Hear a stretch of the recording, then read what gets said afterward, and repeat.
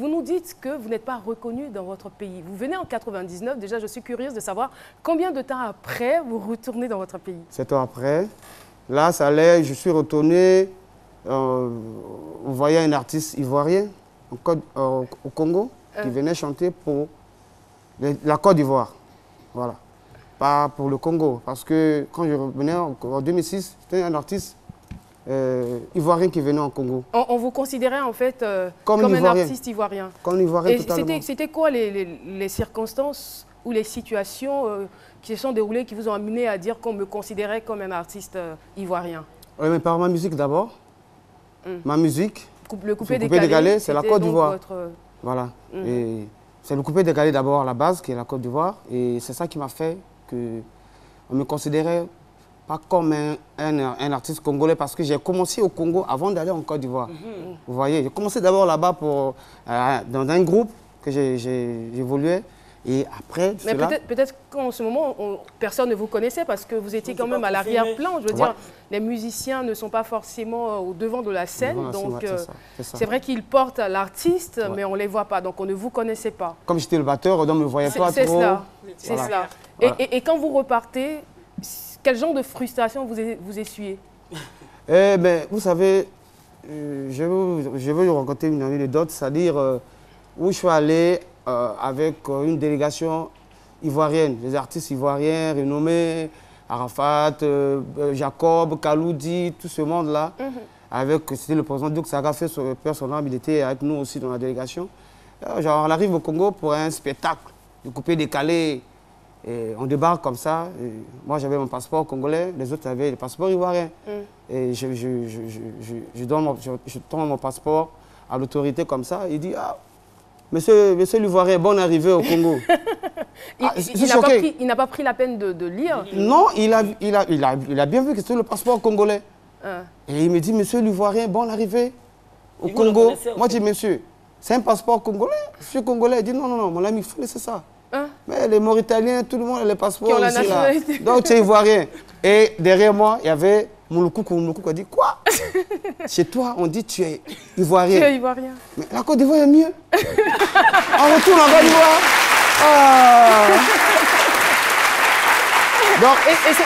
C'est vrai quand même qu'il tourne l'affaire en dérision, mais vous, qu'est-ce que vous ressentez à l'intérieur de vous? J'étais frustré, choqué. Choqué parce que...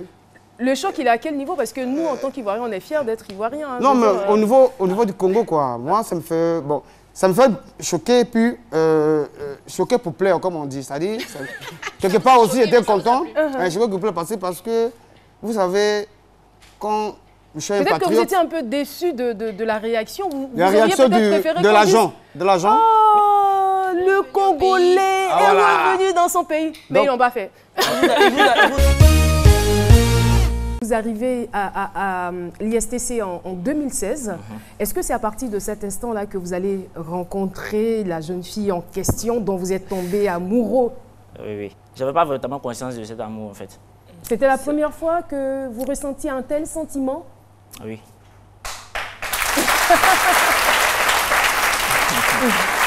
Ou peut-être que c'était la première fois que c'était aussi fort? Oui, en tout cas.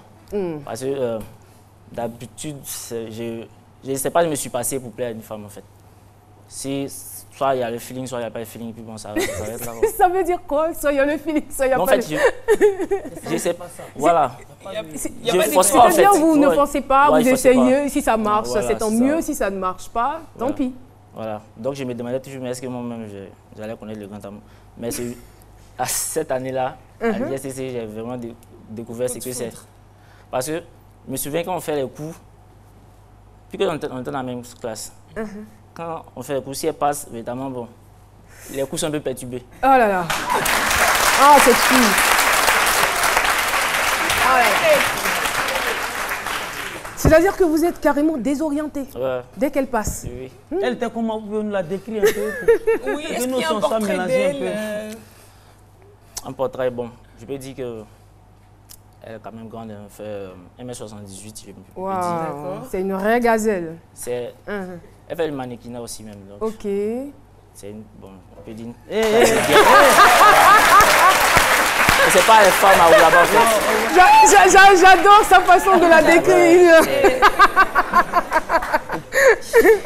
Alors donc, on va dire, c'est cette beauté, voilà, cette taille, c'est tout cela. C'est tout ça qui vous a fasciné. Voilà. Donc, j'étais là un soir, je réfléchissais, comment faire pour l'approcher. Puis quelqu'un me dit, mais bon, on a fait récemment les cours de dessin. Il savait que je n'ai pas perdu la main. Donc, pourquoi ne pas passer par là pour essayer de la conquérir, engranger des points, pour essayer de me donner plus de chance en fait. La petite garçon romantique. Donc, je suis allé sur son compte Facebook. J'ai pris une photo. Je me suis assis, bon, j'ai reproduit la photo. Le lendemain, je suis venu l'approcher. Bon, j'étais là, bon, j'ai fait un portrait de toi. Comment tu le trouves? N'ayez pas honte de parler de cet amour, hein, parce qu'aujourd'hui, c'est ce qui vous nourrit pratiquement. Oui. Comment tu le trouves? Et ta maman était vraiment étonnée. Elle a mis sa main sur la peau. Wow, c'est beau, c'est réussi. Bon. Comment, la plupart de mes conceptions, je ne trouve pas ça particulier. Ouais, je trouve pas ça particulier. Donc moi, ça ne me disait rien en fait. Mais elle était vraiment émue. Il disait dans mon cœur, on dirait que j'ai bien fait. La chose que là, vous sentiez que vous avez vraiment marqué des points, quoi. Ouais. Je me disais, on dirait que c'est une bonne idée, ça. Mais c'est dans la poche.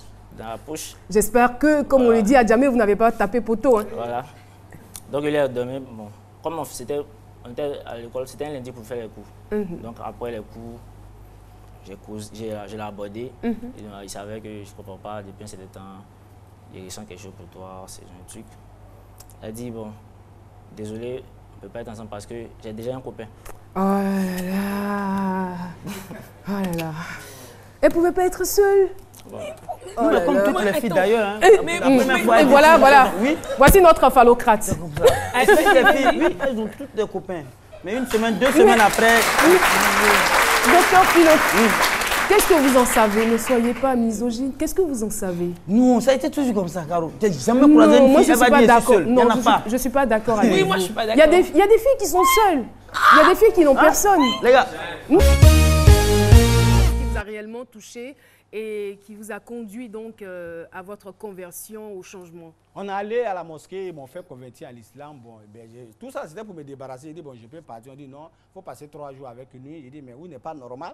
À la mosquée, comment on peut passer 3 jours à la mosquée? On dit, non, pourquoi on va t'apprendre les enseignements, comment te montrer, comment tu dois te comporter. Quand tu es musulman, tu ne dois pas boire, tu ne dois pas voler, tu ne dois pas chercher femme, tu ne dois pas faire ceci, tu ne dois pas faire cela.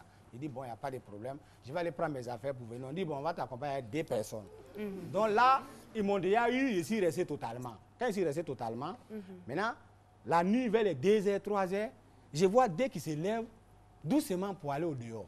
Bon, à ce moment, quand on est parti à la mosquée, tu sais, avant nous, nos parents, les gens, on se dit quoi? Les musulmans, quand ils mettent, on coupe ta tête pour gagner de l'argent. Donc, ce gars, moi, j'ai pris mon 12 coups pour mes 6 mois. Et puis, ici, à la mosquée, parce que s'il fait erreur, on s'est laissé à la mosquée là-bas.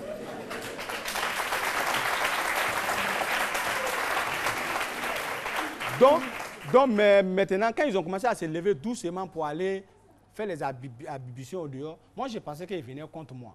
Donc, je me suis calé derrière, mais j'ai vu qu'après, ils ont joué dans la mosquée, ils ont commencé à prier pour faire doigt. Et puis, ils pleuraient doucement. Donc, le matin, je les ai demandé, la nuit, la journée, vous êtes normal, la nuit, vous pleurez. Ils disent, non, on pleure pour que Dieu, il va guider le monde entier, il va faire changement, les gens vont être bons, tout le monde va être tranquille. Il dit, hein, donc il y a les gens qui pensent à ça, à ce moment, nous, on pense à faire le mal. Donc, ça m'a touché au cœur. Ça m'a déjà marqué, je ne comprends plus rien. Maintenant, l'endemain, nuit, maintenant, moi-même, maintenant, là, tu sais, je suis quelqu'un, j'ai toujours été curieux pour voir clair dans tout. Moi, je n'aime pas on dit. Donc, moi, maintenant, ici, assis à la mosquée, pour moi, maintenant, à terre, j'ai commencé à parler avec Dieu, maintenant. Il dit, Dieu, tu m'as fait passer dans tous les djabo-djabo, dans tous les mouvements, dans tous les think-tanks et les manierailles. Aujourd'hui, tu m'as fait caler à la mosquée. S'il y a mon bonnet ici, là, il faut me monter bec-bec. Moi, je n'ai pas intermédiaire avec quelqu'un. Donc, j'ai parlé comme ça. Je suis allé me croire un peu, je me suis couché dans la mosquée. Depuis le jour, là, jusqu'à aujourd'hui, même si tout le monde refuse, moi, je suis prêt. Il y a une lumière qui est apparue sur moi dans la lumière, il y a quelqu'un qui est en blanc. Il m'a dit, le nom Mohamed que tu as pris, c'est ton nom, c'est ton nom. Aujourd'hui où tu es arrivé là, tu dois triompher ici pour montrer à tous les vagabonds, tout le monde pour dire qu'aujourd'hui là, c'est ça qui est là, voilà. Donc, quand je me suis réveillé là, j'ai eu la chair de poule, mon corps est devenu glacé. Parce que moi, mon cœur était trop dur avant. Mais un coup, c'est devenu glacé. Aujourd'hui, pour ces jeunes qui sont dans le même cas que votre passé, que vous dans le passé, pour ces jeunes microbes aujourd'hui dont on parle et qui font beaucoup de malheur dans les familles, alors qu'est-ce que vous faites concrètement pour les aider à s'en sortir? Merci beaucoup parce que je suis très content d'appuyer ces questions que tu m'as posées. Voilà pourquoi quand moi, d'abord, c'est à cause de ma maman, j'ai voulu changer pour qu'elle soit en l'aise. Donc quand j'ai changé automatiquement, ma maman, ça l'a fait plaisir. Elle aussi, elle est venue m'encourager dans la religion. Est-ce que tu comprends? C'est ça. C'est photo de ma maman, je vois derrière moi. Elle aussi, vraiment, sa foi et mes épouses. Donc, vous avez combien d'épouses? J'avais 4 épouses, mais il y a une qui est ici balance quoi. Ici balance, ça veut dire quoi? Vous avez 4 épouses, mais il y a une qui est sur la balance. Ça veut dire quoi? Parce que elle veut frère quoi, mais elle est là, elle va bien, elle tient pas, elle ne peut pas me supporter. Il y a quand même des similitudes hein, avec maman. Oui. C'est-à-dire que ça démarre aussi à l'église avec les enfants et vous aussi vous vous retrouvez dans la chorale. Alors ce que je veux savoir, est-ce que c'est elle qui vous a encouragé? Oui, beaucoup. Ou bien vous a influencé de façon subtile peut-être? Certainement de façon subtile parce que au niveau de la chorale, elle savait que je n'aimais pas trop aller à l'église, excusez-moi, mais je n'aimais pas trop aller à l'église, mais j'aimais chanter. Du coup, elle m'a dit, inscris-toi à la chorale, comme ça tu auras envie d'aller à l'église les dimanches. Puis ça a marché parce que chaque dimanche, je ne voulais pas rater. Et votre papa dans tout cela, lorsque vous décidez de prendre la chose au sérieux, je suppose, que, puisque vous étiez quand même, je ne sais pas si vous étiez très brillant, mais un élève assez bien, qui travaillait quand même bien à l'école. Si, ça a un peu déçu mon vieux parce que je suis son seul fils. Et dans leur famille, il n'y a pas de chanteurs. C'est ça. Ce sont des diplômés, ce sont des cadres, ce sont des gens qui, dans leur esprit, il faut aller à l'école réussir. On ne réussit pas ailleurs. Et qu'est-ce qu'il voulait pour vous? Moi, j'étais en train de commencer un diplôme de communication, c'est un RH-Com. Et il payait les cours chers, il n'y avait pas de prise en charge et tout. Donc, pendant tout mon parcours, je n'ai jamais fait d'école publique. Du coup, c'était comme si c'était un gâchis. Voilà, tu te lèves un matin, tu commences à chanter, tu ne vas plus à l'école, tu es en train de foutre ta vie en l'air. Donc, il ne me parlait plus. Souvent, il ne me donnait plus d'argent. En fait, il n'était plus prêt, quoi. Et maman, comment est-ce qu'elle réagissait? Est-ce qu'elle était malheureuse de voir l'enfant en porte-à-faux avec son papa? Je soutenais mon mari. Je voulais sa réussite. Vous faisiez semblant de soutenir votre mari, hein, sinon au fond. Hein? Bon, en fait, je ne savais pas où il partait. J'avais voulu vraiment qu'il finisse à l'école. Je soutenais mon mari. Qu'est-ce que votre mari a dit? Est-ce qu'il vous a déjà menacé? C'était chaud. Il nous a menacé. Je veux dire que... Un matin, il s'est réveillé et puis il m'a dit, bon, comme tu as l'habitude de supporter ton fils, tu vas sortir de chez moi. Oh là! Parce que ton fils, je ne veux plus le voir ici. Si tu te plains, toi, tu sors, il sort. Seigneur. Et lui, il s'est fâché, il est sorti. Bon, comme à part mon mari aussi, je n'ai personne, je suis restée. C'est lui qui va sortir, après on va aller le chercher. Et c'est reparti pour le Move Tour 2017, le plus grand show des vacances à l'intérieur du pays. Le Move Tour 2017, c'est 7 villes à sillonner et 7 concerts gratuits avec la crème des artistes de Côte d'Ivoire. Mix Premier, Les Leaders, Bomba Misara, De Bordon Likoufa, Daisy Champion, TNT, Yabongolova, Kérosène DJ et Sombil. Rendez-vous à Boaké, Korogo, Daloa, Mans, San Pedro, Bordecou et Béjarville. En vacances, c'est Move qui fait le show dans ta ville. Move. No limit. J'imagine la déception de votre côté. Bon, j'étais pas trop déçu. J'étais pas trop déçu parce que, bon, comme je dit, j'étais motivé quand même. Il y avait de l'espoir. Voilà. Une autre idée m'est venue, mais bon, puisque son anniversaire c'est bientôt, c'est pas mauvais si tu lui offres un deuxième portrait. L'âme fatale. Mais c'est ça, faut pas baisser les bras, faut lutter pour l'amour. Et ça s'est passé, vous lui avez offert le tableau? Oui, mais c'est évidemment toujours le même scénario. Je suis encore prise. Elle était émue, mais bon, sans plus. Sans plus. Il dit, ok, il n'y a pas de souci. Bon, essayé de tourner la page, mais bon. Vous tournez la page, certes, mais on va dire, il y a un déclic quand même qui se produit dans votre cœur. Oui, oui. Suite à ça, bon, j'étais assis un soir à la maison, j'essayais d'oublier. Bon, puis bon, que je me dis, vu que tu es dans une école de communication, et bon, je suis quand même quelqu'un d'un peu renfermé. Donc, pourquoi ne pas passer par ce moyen, puisque la plupart des étudiants des autres salles m'ont approché pour dire, ah, est-ce que tu es fort, est-ce que tu pourrais me dessiner aussi? Parce qu'ils ont vu le portrait que j'ai fait. Le portrait. Voilà. Donc, ils ne se sont pas posé des questions, comment dans toute la classe, là, c'est elle seule. Elle seule qui a bénéficié de votre dessin. On me disait ça est niais en fait. Et on me disait, mais toi, tu n'es pas amoureux. Elle a dit, non, toi aussi. Je suis venu pour les études. Donc, il dit, bon, c'est une bonne idée, dessiner les gens. Parce que, donc, vous avez commencé à dessiner aussi vos camarades, voilà, les autres? Dessiner, parce que il me disait que une fois que tu as dessiné quelqu'un, après, quand tu le vois, quand même, la moindre des choses, c'est d'être un peu courtois sur toi. Moi, un salut. Or, avant, véritablement, quand je viens à l'école, je suis les cours, je me retourne. Ça s'arrête là. Il n'y avait pas véritablement de communication, en fait.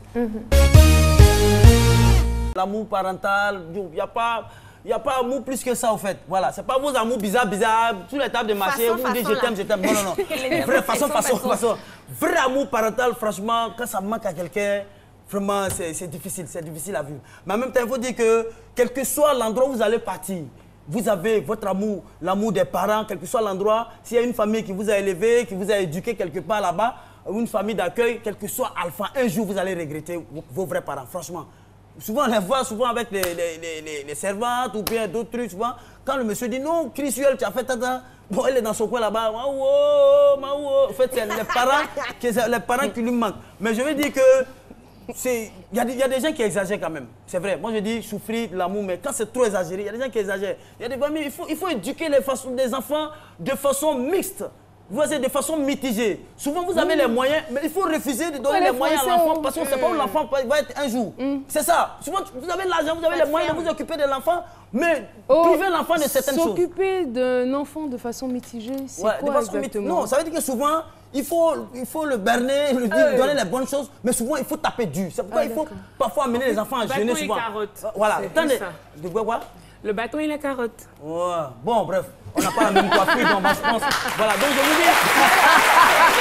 Voilà.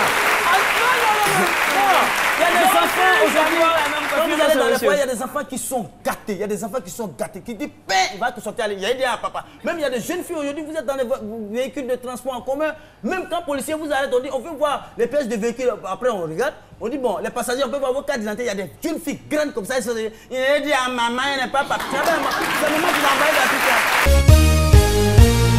Nous avons été donc très heureux de vous présenter cette émission et de la terminer avec DJ Rodrigue. Merci à vous, public, de nous avoir suivis. L'émission est terminée pour aujourd'hui. Merci de rester sur RTI 1 et de suivre nos programmes. C'est ici qu'il y a les meilleures émissions, n'est-ce pas, Rodrigue? Et voilà, au revoir.